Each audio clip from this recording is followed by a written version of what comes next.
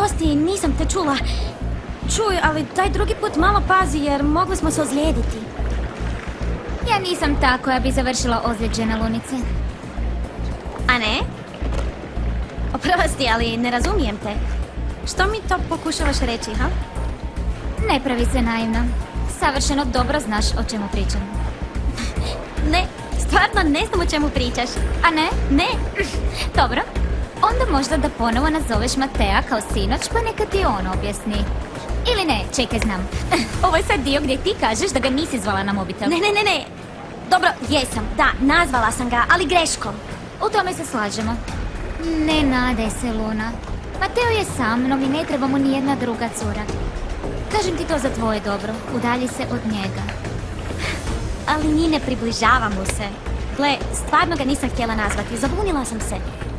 Da, zabunila si se. A to je zabuna koja te može skupo koštati. I kunem ti se, Luna.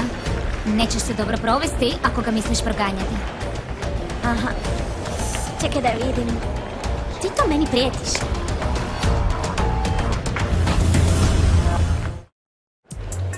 Joj, Luna, molim te. Stvarno ti svašta pada na pamet. Naravno da to nije prijetnja. To je savjet, prijateljski.